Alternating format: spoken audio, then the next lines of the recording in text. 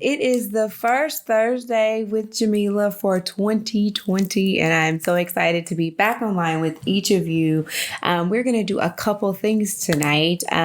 We're recording the audio to later be made available to you guys later on the podcast outlet that is soon and coming. And I want to start the year off talking about something I know a lot of people are touching on, but I want to come at it from a different angle. So tonight we are having a live chat, and I would like for all of you, if you would, to please hit that like and share button, invite people into the room. Let's have a meaning and purposeful conversation this evening. Okay. And if you saw the title, you know, we are talking about what I have entitled target practice. I think a lot of people start off the new year, they're very excited, they have a lot of momentum, and they start going full speed ahead in the direction of the thing, right? Or whatever the resolution has been made to be, or whatever it is, we go full throttle. We just go full speed ahead. And I would like for us to maybe pause for just a second, because the strategist in me, the teacher, the educator in me wants to have a real life conversation with each of you about what it is to actually be able to set those goals and execute on them, and actually have some success at the end of the year or the next 5 years or the next 10 years. I think we limit ourselves and we shortchange ourselves often when we just plan for the year. What is your 5-year plan? What is your 10-year plan? What are you going after, and how are you actually going to achieve it? So tonight, we will hit on 3 main points. And tonight's segment, it will be more like a series. I want to do a 2-part because I believe that having clear, concise information made available to the listeners for them to then apply and then come back and give them a second layer helps us be more successful. So I don't want to overload you with information today, but I do want to make sure that I give you something that we can take tonight, dig some teeth into, come back at the next segment, and then build on that. Okay. So 3 points will be given tonight. So this segment is going to be about how to set goals that you will actually follow. Like we're still fresh into 2020. So if I were to ask you to think about the goals that you had for last year, and if you were successful in achieving them, and you answer that honestly, what would your answers be? Did you accomplish what you set out to accomplish? Did you see some return on your investments?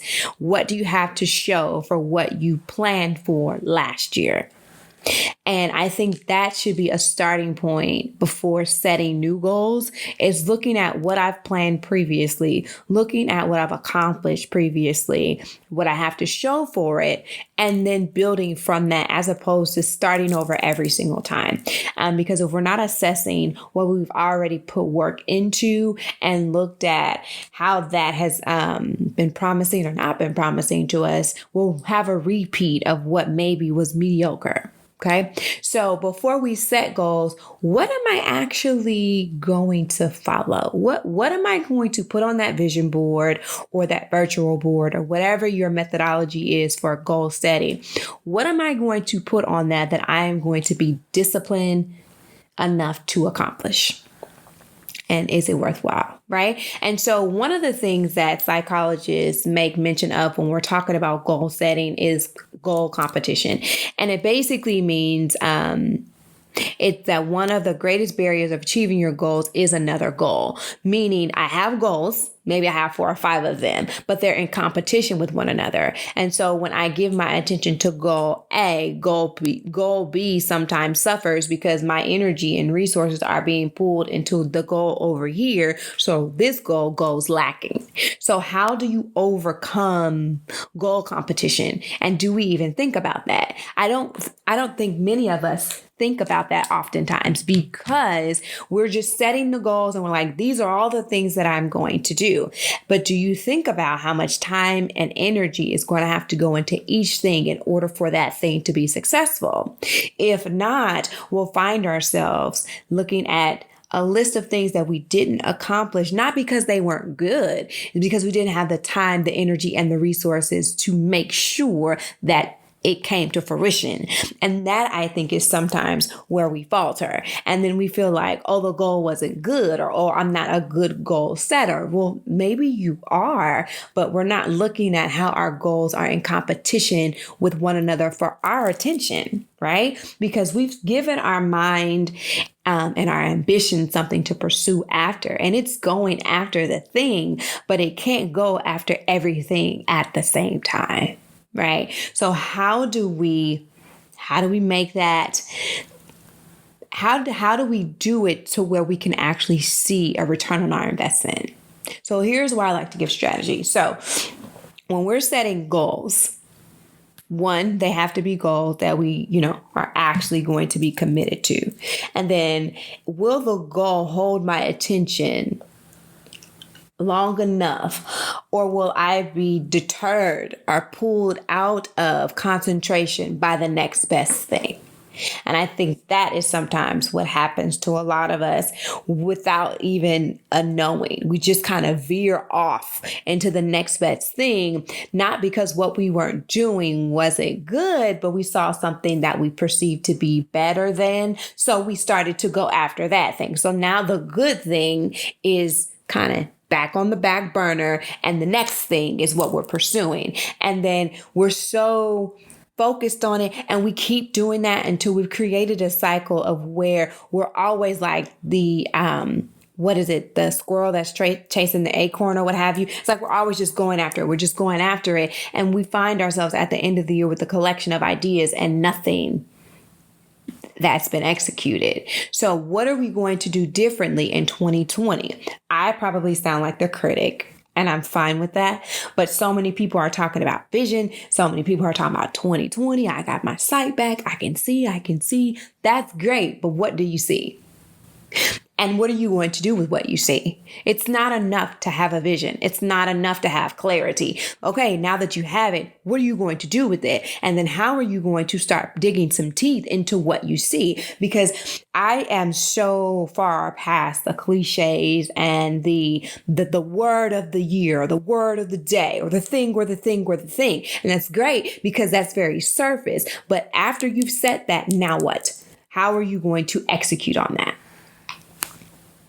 Right? So I want to have a conversation about strategic planning. So we've got our goals. We know what we're going after. We're only putting goals on the board that are tied to our purpose of why we are here on earth. So if it doesn't link back to the core of you, black line it out. Often we are less likely to fulfill a thing that has some type of emotional or purposeful connection to us because we will get bored with it. It will start to mean less to us as time goes on. So let's make sure that the goals that we set actually have something to do with who we're purposed to be. Prioritize your goals and set timelines. So if I have a goal, what is my execution strategy? By March, what is the target date for that goal? Now leading into the summer, where should I be at with that thing? And am I set to complete it before year end? Or is it something that's going to take the full 12 months for me to complete? And what are my benchmarks? That's how we stay on track. That's how we're able to measure outcomes. That's how we're able to determine if we need to reassess it. You've got to set benchmarks. We've got to do something more than just create a beautiful vision board or put something on a scratch paper, because I always say that a goal without a strategy is merely a glorified wish. We're wishing it to be. We have no strategy. We have nothing. We have no vehicle to get us to the end result. Okay. So let's start prioritizing. Let's start creating timelines, and then let's start with some accountability. Yeah. Let's hold ourselves accountable to the thing that we said we were going to do. I'm saying that, and it's something that I'm having to rededicate myself to. I said that I wanted to do a lot in 2019, and I forgot to leave margins for life to happen.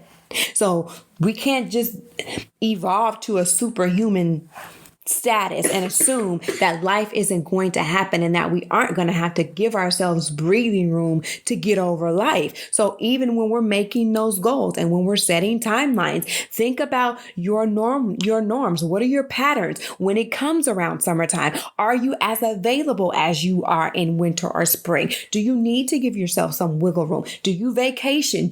Because you're human and you should be enjoying your life while you are in pursuit of achieving your goals. So leave margins for life to happen, because it's bound to happen, guys.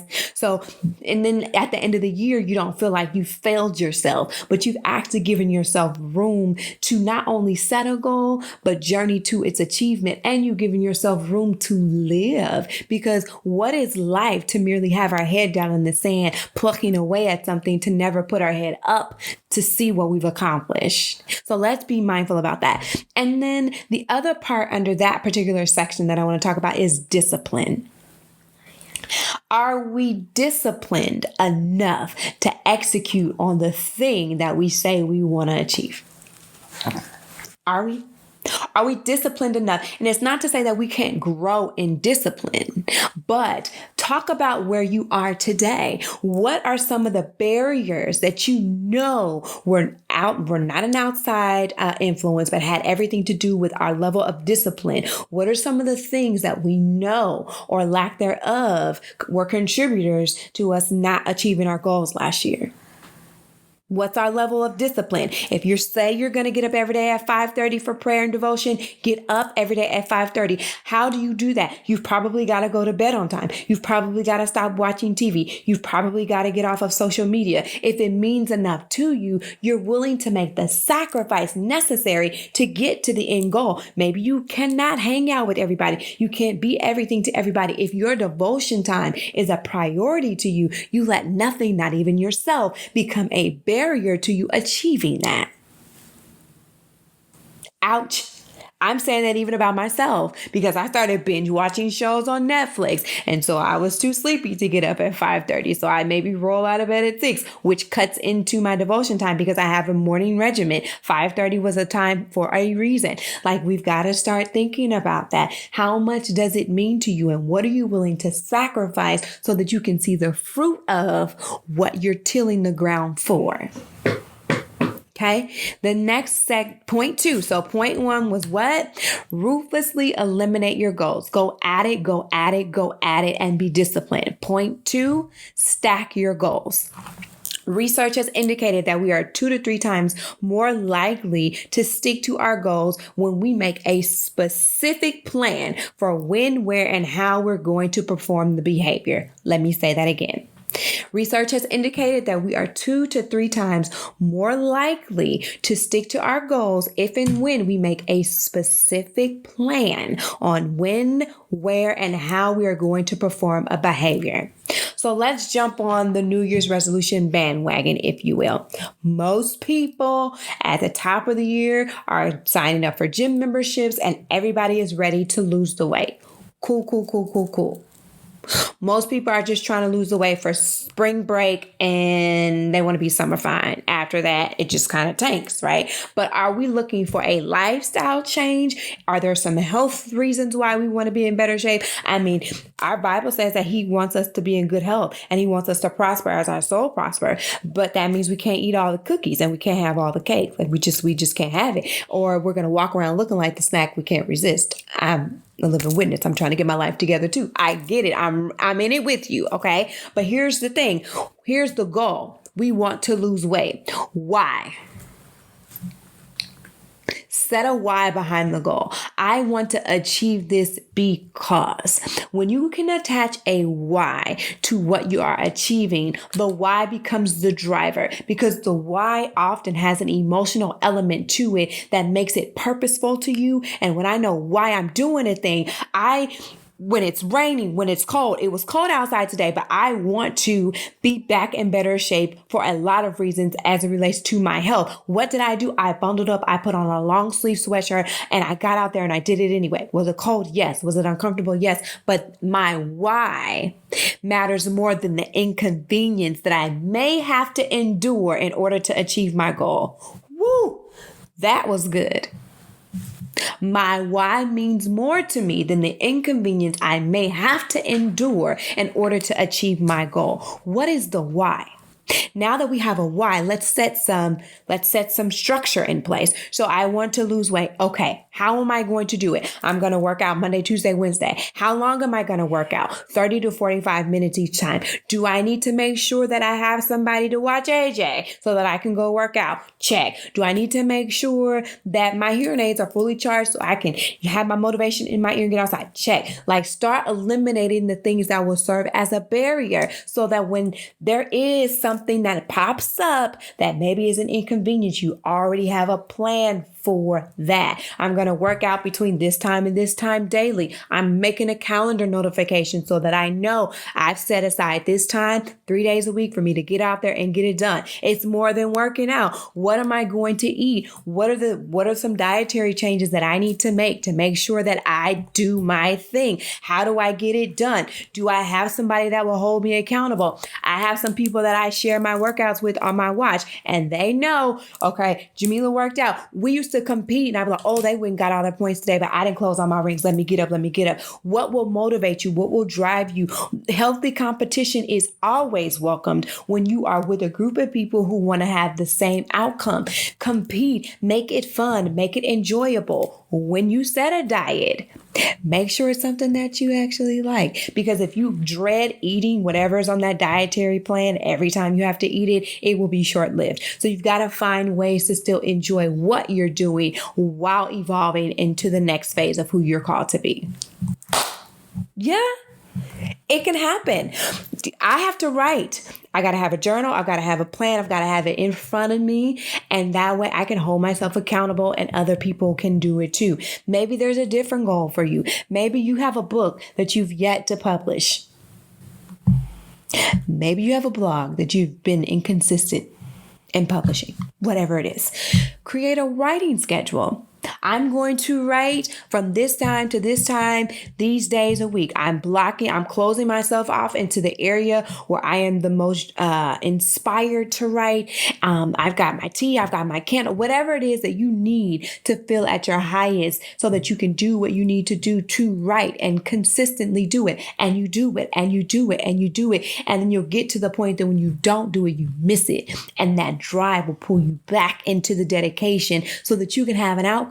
I want to see outcomes in 2020. I don't really care about your 2020 vision and all the things, because if you see a thing that you're not planning and strategizing for, it does not matter. I want execution. What is your strategy? How are you going to get it done? How are you going to overcome the hump of your own doubt and feeling of inadequacy and feeling like I failed last year, so I'm bound to do it again, because I always can get off to a great start, but for whatever reason, I can't ever seem to commit.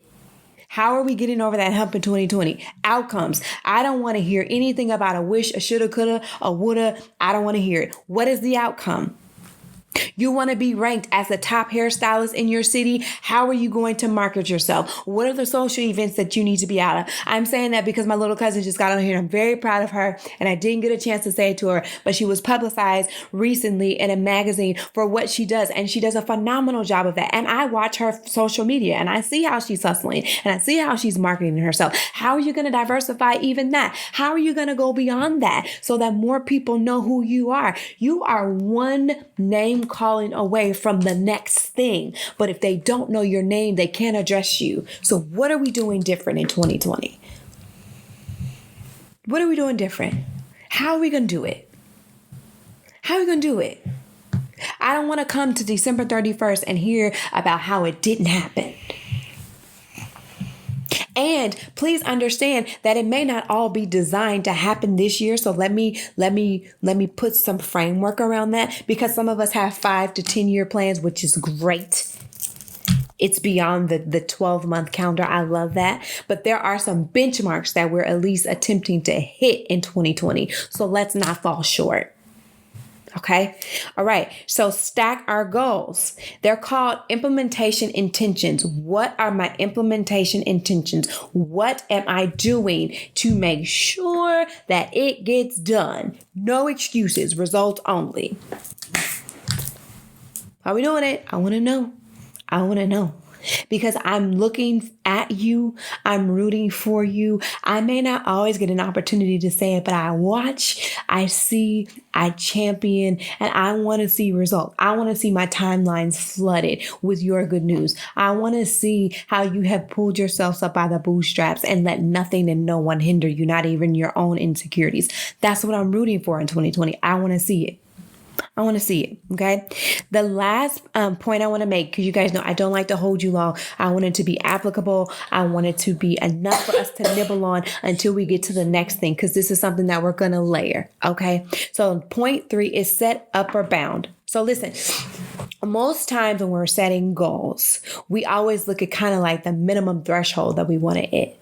And so we almost lowball our success. It's like, well, if I can just do the minimum, if I can just get to this. And so we're almost setting ourselves up for something that's less than what we deserve. Okay. So not to say that we ought to think more of ourselves than we ought. Not saying that at all, but don't settle for the minimum when you have the capability to go beyond. Now, what I do want us to do, and I alluded to it earlier, is to be honest about our output and what we are available for. So listen, we want to push hard enough to make progress, but we don't want to do it so much that it becomes unattainable, right? So we definitely want to make strides. We want to make progress. We want to set goals that allow us to continue in a forward motion, but we don't want to set them so lofty that it becomes unattainable, right? So let's set some parameters around it. And that's where strategy comes into play. So parameters, AJ, that's like a fence. Like it's to put something around something so that we know kind of the playground in which we want to do something. Like a cage? Yep, kind of like that. So we want to look at it so that we can say, okay, these are the confines whereby I'm going to achieve a thing. Right. And some people's like, well, that's putting boundaries and borders. Well, listen, it's actually giving us room. Because I know I'm giving myself this much space. So I'm giving myself room for failure. I'm giving myself room for setback. I'm giving myself room for growth. And this is the area in which I'm going to execute all of that. Please leave margin for failure, because especially if you're doing something that you've never done before, chances are there's going to be some stumbles along the way. And it doesn't make you inadequate. It makes you a human being. So if we're going to fail, let's fail well. Let's look at what went wrong. Let's reassess the strategy and the plan so that we can get over the hump, learn from what we faltered in, and then let's execute again. No matter what, execute again. AJ, you have a question? Yes, Miss Burgess said in math she failed one time, but her friend she gave her some study help, and then she got to get an A+, and then now she's my teacher. Amen. So that's one of my baby's teachers. And so even in that, it's not to say that your failure is final.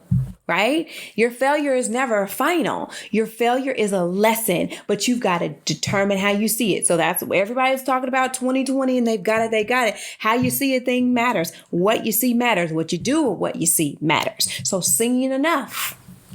Seeing alone is not enough. I'm going to get off that because I don't want to step on anybody's toes. But think about it. So here's what I want you guys to do in our journal time. And I'm getting ready to let you guys go. See, I told you I wasn't going to have you long. 30 minutes. Here's what I want you to ponder. Okay. So we're making the strategies. We're doing the things. We're doing the work. We're committing the work. But I want you to ponder on 2 scriptures while you're writing your strategy. I want you to ponder on Proverbs 16:9, and it says, I want to give you 2 different translations. The NIV version says, in their hearts, humans plan their course, but the Lord establishes their steps. Another translation reads, we can make our plans, but the Lord determines our steps. So this strategy that we're going to really be intentional about developing, we're going to map it out. We're going to do our part. We're going to do all of that. Okay. When we do that, are we willing to commit the plan to God for him to execute or direct our steps? Are we willing to do that? Are we willing to make the plan and then commit the plan to the one who is going to establish our steps? It's tough because sometimes Your plan, although it may not be in error, the steps that you were intending to take may be out of sequence. So you've got to be willing to allow your steps to be established. Just something to ponder. The second scripture I want you to ponder on is Luke 14:28-30. And it reads, suppose one of you wants to build a tower. Won't you first sit down and estimate the cost to see if you have enough money to complete it? For if you lay the foundation and are not able to finish it, everyone who sees it will ridicule you, saying the person began to build and was unable to finish. Okay? Will you not count up the costs? Sometimes the cost is your level of discipline, your dedication, your sacrifice. Are you willing to do the work? Are you willing to count up the cost so that you not only start, but that you finish, so that when the onlookers see you, they don't ridicule your lack of success? Your critics become your champions, because eventually, even those who criticize you will have to praise you, because you're going to have done something praiseworthy. So are we willing to count up the cost this year? Are we willing to make the necessary sacrifices in 2020 so that not only do we see it, but we execute it? Is it a glorified wish, but it becomes the thing that we see manifested? I want to see your results. I am cheering and I am praying with you. I have some things that I need to be more disciplined about, and I let my lack of discipline be the reason that I did not execute on those. I'm honest enough to admit it, but I'm also disciplined enough to get back out there in the field, till the ground, see what I'm supposed to see, execute on what I see, build strategy, and be disciplined. What is your commitment level? Are you willing to sacrifice? Are you willing to get off of TV? Are you willing to get off of social media? Are you willing to maybe not go out every time your name is called? What are you willing to do to make sure that the thing that you lay the strategy and the foundation for bears fruit? I'm looking to see your results in 2020, guys. Thank y'all for tuning in for the first Thursdays with Jamila of 2020. I don't know. I'm excited. I'm ready to see what we do together, because I think that we all have great things that we can accomplish. So I'm looking for your results. All right. Thank you guys for tuning in. Have a good night. Bye-bye.